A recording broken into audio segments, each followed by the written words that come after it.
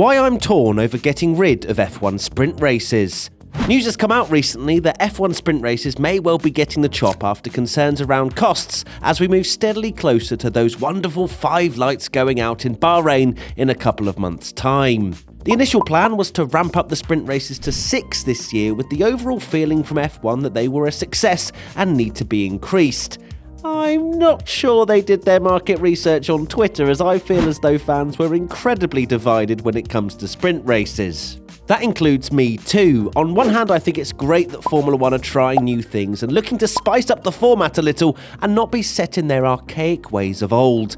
But on the flip side, the format of Friday practice, Saturday qualifying and Sunday race has been ingrained in myself and pretty much every F1 fan for many, many years.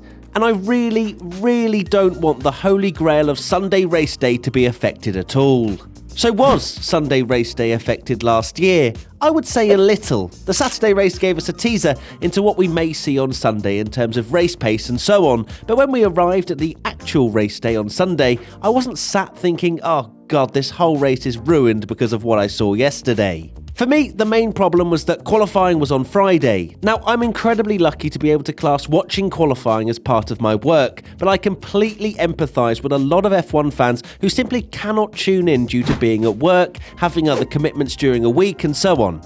The plan is, of course, for F1 to have something exciting happening every single day to essentially boost ticket sales and overall audience interaction throughout the Friday, Saturday and Sunday. Understandably, as things were before sprint races, the numbers F1 got for a Friday would not be anywhere near a Saturday or a Sunday. So naturally, they wanted to juice the numbers up, which clearly happened as there was hope for 6 sprint races for this year.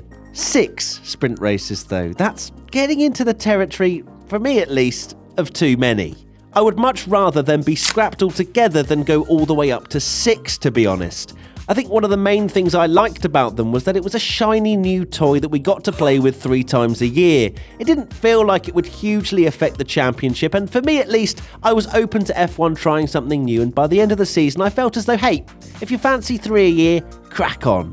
The 3 we had in 2021 were Silverstone, Monza and Interlagos. Silverstone Sprint was reasonably dull apart from Alonso going on a mad one on soft tyres and Perez spinning. Monza essentially opened the door for the McLarens to get an incredible starting position for Sunday, which they then converted into the only 1-2 of the season. And Interlagos, well, it allowed Hamilton to have one of the best recovery drives over the sprint and actual race day to successfully complete a last to first challenge over 2 days. If the argument over costs are settled and we do get sprint races next year, something that categorically needs to be changed is the point system.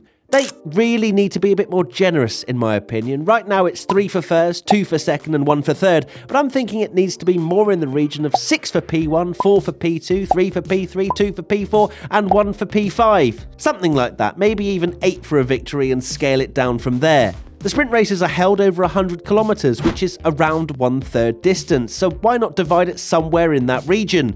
Makes sense to me at least. There has to be more to it than, okay, the first few laps are over, don't take any risks, especially if you're at the top end of the midfield and there are no points on offer, or even battling for the lead. The safe option would be to always wait till Sunday for the proper race. All in all, I'm not a major supporter or hater of F1 sprint races. I think if F1 wants to continue on with them at a small number of races, especially if it's for the good of the sport, then crack on. There was a lot of vocalised dislike for the sprint races, so I really hope they don't implement them too heavily if they get around this cost debate. There you have it, an insight into what I think about F1 sprint races. Where do you stand? Are you for or against them? Let us know in the comment section below.